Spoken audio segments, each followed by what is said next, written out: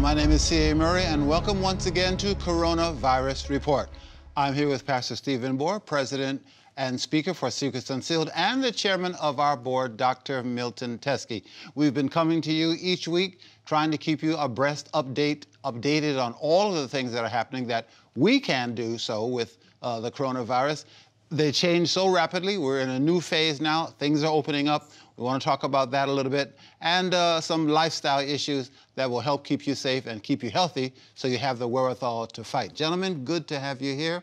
Good to see you all well, all healthy, everybody looking good. Praise the Lord. And we're happy for that. Pastor, you doing all right? Doing well. Praise the Lord. Praise the Lord. And good doctor, doing well. Oh, yeah. Okay, Pastor, we'll put it in your lap. Maybe you've got a question you want to lead off with? Okay, you know, several programs we've been talking about the fact that we're going to talk about lifestyle. Yes. So what I'd like to do to begin with is to read a statement. It's a rather lengthy statement from a great health educator who lived in the 19th century, mainly. Her name is Ellen White. Probably many people have never heard of her because the book that I'm going to quote she wrote 115 years ago. But I think that it's important to take into account what she says because she's dealing with lifestyle. You know, I think that if people had a strong immune system, this problem would not have been as grave as it has been. So I'm going to read the statement, and then what we'd like to do is have Dr. Teske comment on each one of these suggestions that she makes to see what the benefits are, how much we need of each, etc. So this is the statement. It comes from the book Ministry of Healing, and this is the statement. Pure air, sunlight, abstemiousness, which we call abstinence today, rest, exercise, proper diet, the use of water, trust in divine power, these are the true remedies. Every person should have a knowledge of nature's remedial agencies and how to apply them. It is essential both to A, understand the principles involved in the treatment of the sick, and B, to have a practical training that will enable one rightly to use this knowledge. So it's having the knowledge and using the knowledge. Then she continues the statement, and before I do, I want to mention that people these days want instant gratification. I want it and I want it now. She deals with that. The use of natural remedies requires an amount of care and effort that many are not willing to give. Nature's process of healing and upbuilding is gradual, and to the impatient, it seems slow. The surrender of hurtful indulgences requires sacrifice. However, the end, it will be found that nature, untrammeled, does her work wisely and well. Those who persevere in obedience to her laws will reap the reward in health of body and health of mind. So do you want to make a comment about the statement that I just read? Yeah, and first, the more concluding part of that statement about the instant versus the slow. If you look at what people are sick and dying from this COVID virus, it's not everybody. It's those who have something wrong with their body already. Their immune system is badly weakened. They've got really bad lining on their arterial walls. And all of these chronic diseases took time to develop. It took living off of the typical American diet with a lot of meat products, a lot of junk food, a lot of sugar, grease, and all of these things are breaking down, and the body is this broken down. Then the virus comes along and you're so sick, you're starting to get blood clots in your arteries, you're becoming hypoxic, you've pushed you over the edge, and we got to put you on high flow oxygen, or you're going to end up in the ICU on a ventilator, and maybe, you know, it's going to go too far in the coagulation and stuff. Maybe the immune system is totally out of whack and overreacts with a cytokine storm, and the inflammation just overwhelms the body, destroys the lungs and the kidneys and stuff. You go into multi-organ failure and die.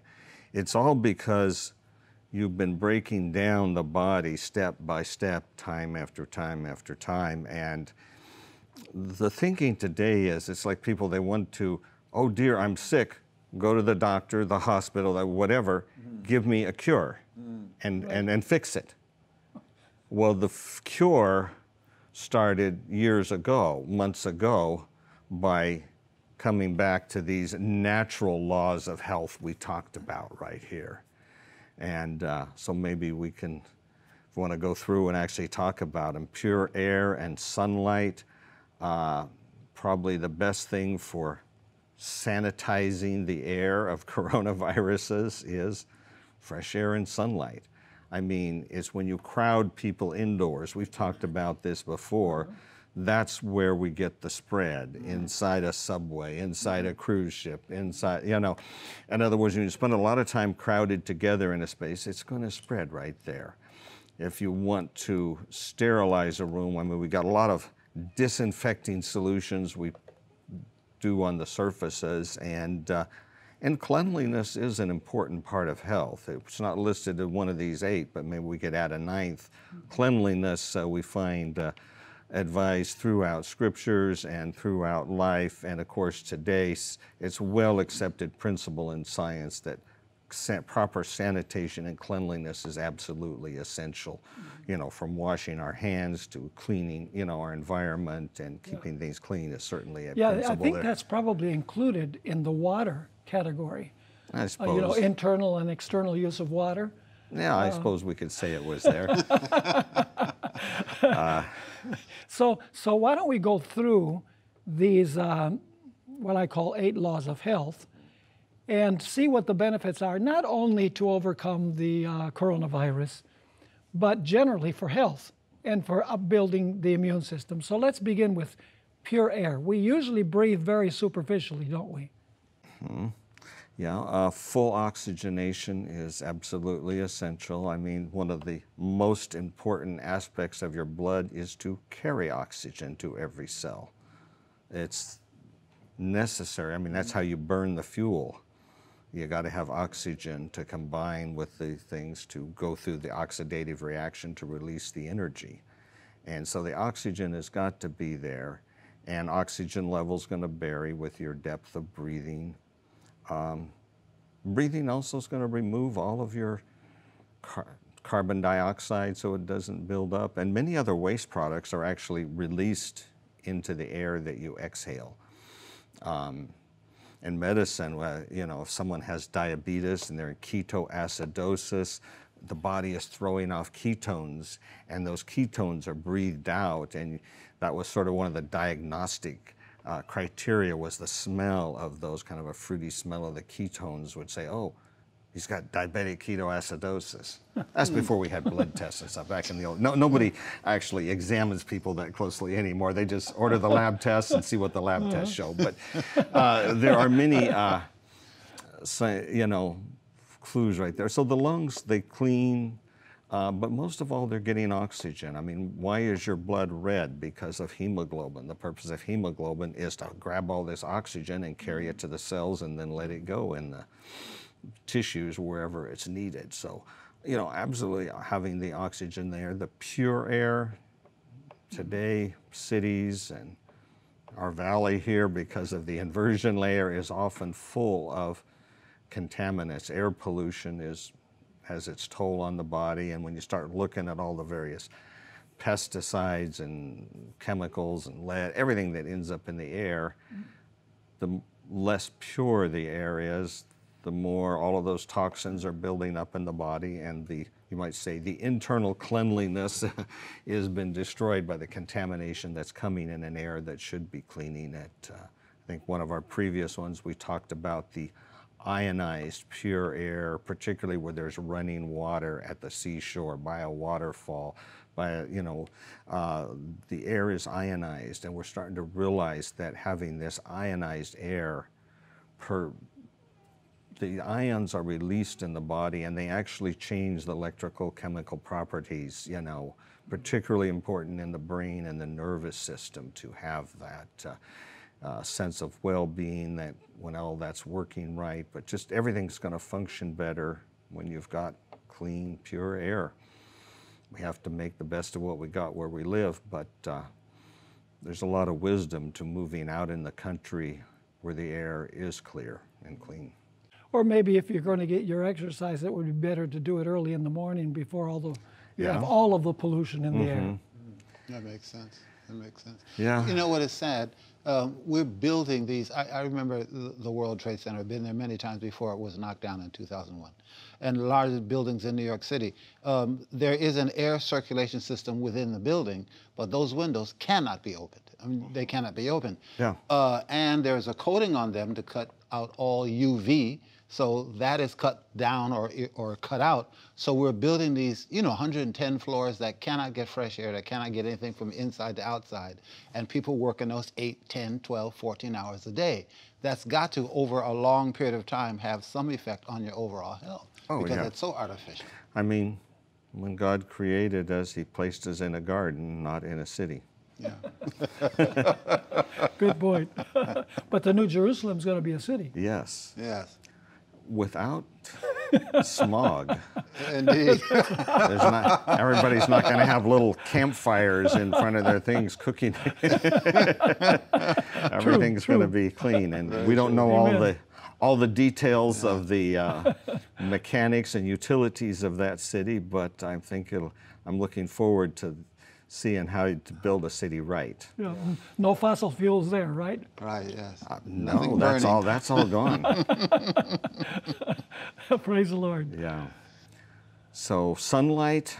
Sunlight. We've talked about the importance of ultraviolet radiation. I mean, we use artificial ultraviolet light in hospitals to purify the air, because the ultraviolet light will kill the viruses floating in the air.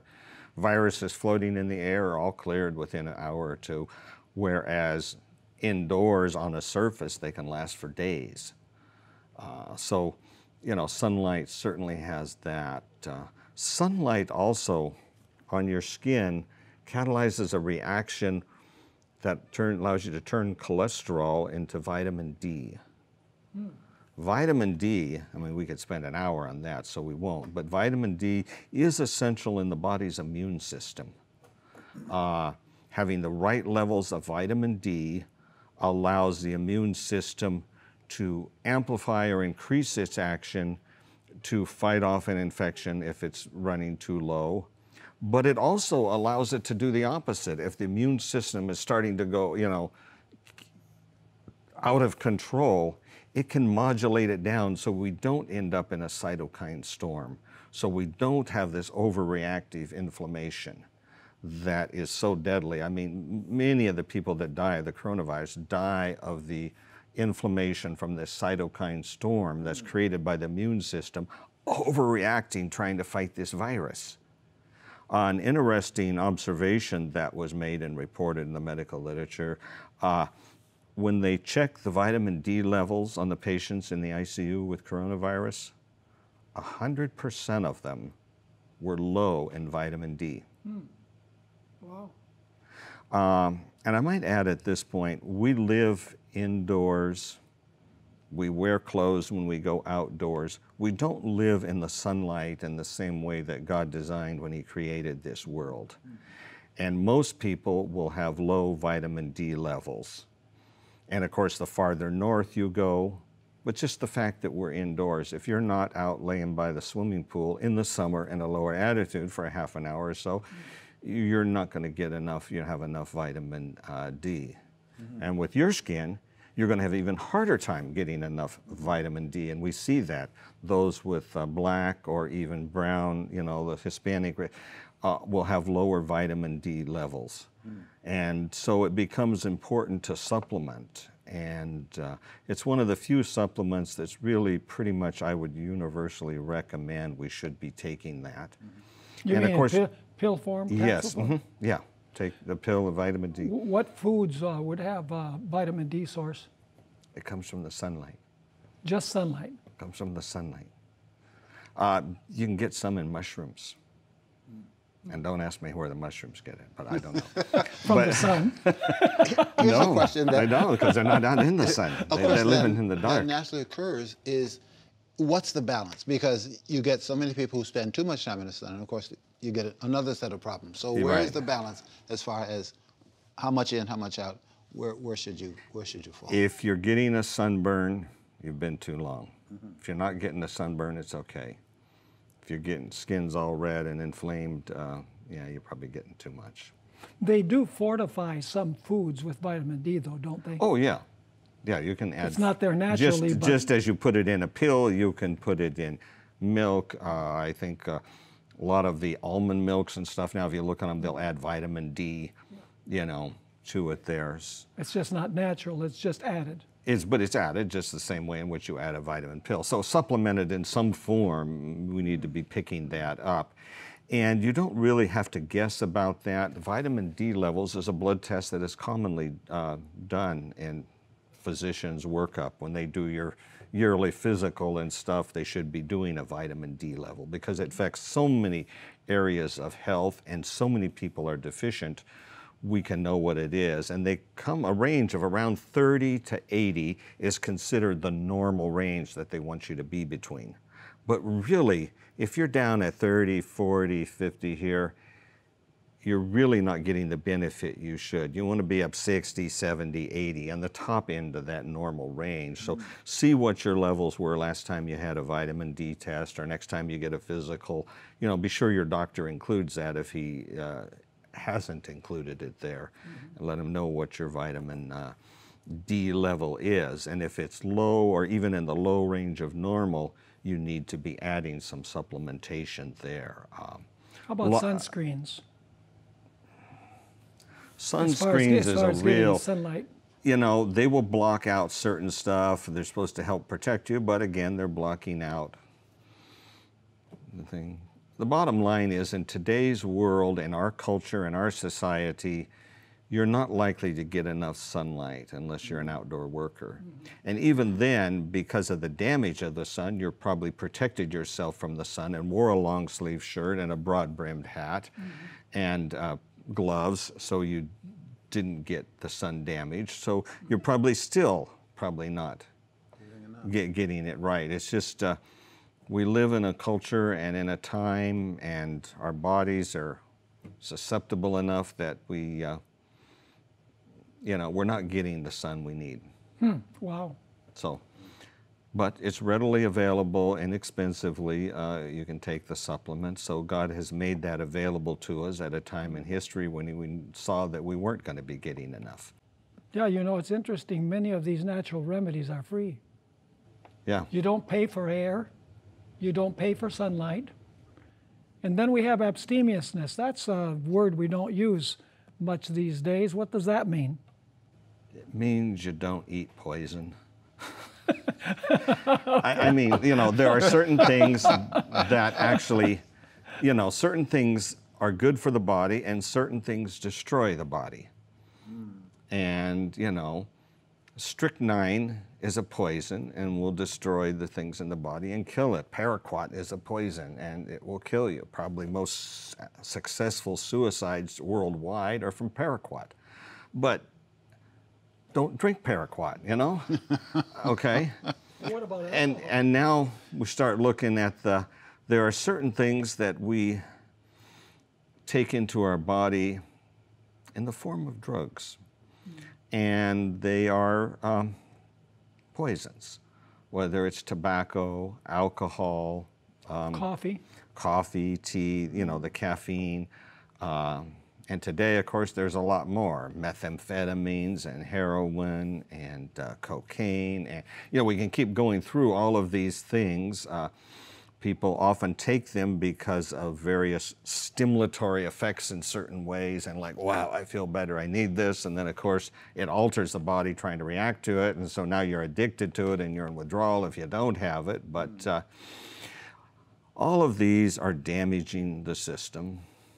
Interesting, one of those, the alcohol we mentioned, alcohol, if you use it daily, will lower your T lymphocyte count and lower the effectiveness of the T lymphocytes. The T lymphocytes are those cells that perform several important things. They're sometimes referred to as helper cells. They work with the other cells to make everything work right. Some T cells turn into these killer cells that go and destroy the virus-producing cells and cancers and other things. So, you know, when it comes to your immune system, alcohol is not your friend. Alcohol is making you more susceptible to infections of all kinds, more susceptible to autoimmune problems of all kinds. Things are just not going to work right in this complex of things if you're drinking alcohol regularly. And I understand that with this lockdown phase, everybody was home with nothing to do, and while the bars were closed, all the stores could sell liquor, and liquor sales went way up. Way up, and yes, way up. People's you know, blood levels of alcohol were running higher much longer, and there was an increasing consumption of there. So one of the negative side effects of the lockdown, people seem to be free to indulge in a lot of things they shouldn't, and alcohol seems to be one that would be really telling negatively on the body's health here. Yeah, one thing that really surprised me, this off subject, is that spousal abuse greatly has increased during the coronavirus too. You know, I've really enjoyed spending more time with my wife. I think things are going better than ever. Yeah, it's interesting though that in our society, God's true influence is so minimally felt that evil, given that opportunity, pushes itself out. You talked about the spousal abuse. An interesting fact that has shown universally across the nation is reported child abuse has gone way down. And they don't believe that's because there's less child abuse. It's because the kids are not in school. And it's those type of things would be picked up by a teacher and aide at the school and would report that. But now there's nobody observing, nobody reporting. Whatever goes on, it happened at home and nobody saw it, nobody heard it, nobody thing. And so they feel that there's probably a very hidden epidemic, actually an increase of that, even though all of the, you know, child protective agencies across the nation are reporting a major, like 50% less reported child abuse cases. Wow. I hadn't thought about that, that option that you've mentioned, you know, that it's just not reported. Yeah. Wow. How much exercise, which we know is an integral part of staying healthy, staying fit, being able to fight back things that are attacking your body is, you know, do we have to go to a gym and sweat ourselves to death a few minutes per day? You can't right now, their gyms are still closed. The gyms are closed. You know, the tentacles of this thing go into everything. If you would like to sweat yourself, I've got an orchard and a garden that you're welcome to come and help maintain. And you can just work your muscles and sweat to your heart's end of it as much as you want. Yeah. I helped dig a pool this weekend. Just no, one of those that's a real project. One of those small, okay. you know, well, no, not a Olympic swimming pool. Just one of those small kind of garden pools. You put goldfish in and kind of thing, but you still got to dig, and you got to use some muscles you don't normally use. And felt sore the next morning, but felt pretty good, you know, getting that exercise.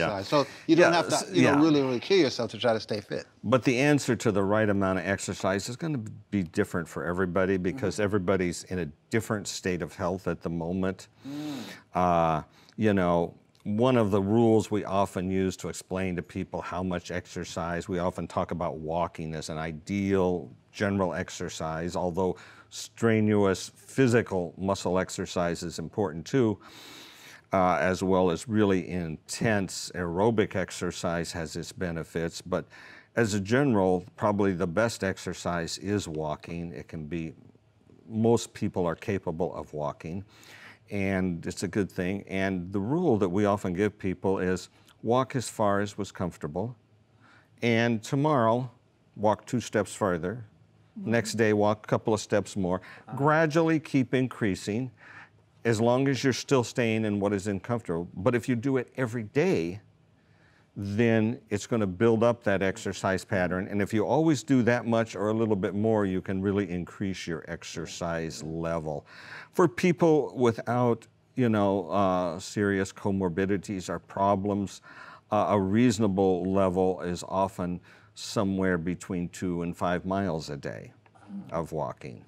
But that's going to be different for everybody, and people are going to notice benefits from exercise regardless of their level, as long as they do it regularly and gradually increase it. And so people that they can't begin to walk 2 miles, they couldn't walk a quarter of a mile. They can barely just walk around, maybe the block, but maybe not even that. But if you do that, whatever little bits you can, walk a little bit more, then a little bit more, you're going to notice the benefits there. Yeah, I have a friend who wrote to me, and he's complaining because he says, now that I haven't been going to work and I'm staying at home, I'm going to the refrigerator all the time to eat. He says I put on 10 pounds That's the wrong walk. the last couple of months. But I've actually lost 8 pounds. I work in the garden. I ride my bike 5 miles every morning. I walk 2 miles in the evening with my wife. And I don't visit the refrigerator because I'm here at Secrets Unsealed working. Well, part of the problem is not the access to the refrigerator. It was what you shop for in the grocery store. Aha. In other words, we really need to be taking it back to that level here. I mean, if your refrigerator is full of cake, there's a problem. And you can't blame it on the refrigerator or the fact that I was off today and all I had to do was eat cake, because that's all that was there. Too late. Good point. If your refrigerator is full of fruit and vegetables and grains and nuts and all of this natural healthy stuff, You still don't want to be eating it every hour of every day. No, but when you go to your refrigerator, you're not going to eat that junk. Right. Amen. Amen. And then if you haven't eaten the junk, well, then you'll eat a meal and you'll be full enough. You won't be going to the refrigerator. You'll be reading a book or going for a walk or doing something else because you're not hungry. So we have to talk a lot more about diet in the future. Our clock is running out there, and we haven't begun to get through this list. Don't worry, we'll have time, Lord willing. We will have to come back and do this yet again, because there is so much that we have to learn and so much that we have to talk about, so many side effects. So tune in again, watch us again. We'll have more information. Things change, things are added, things are subtracted, but we want you to be informed. We'll see you again soon on Coronavirus Report.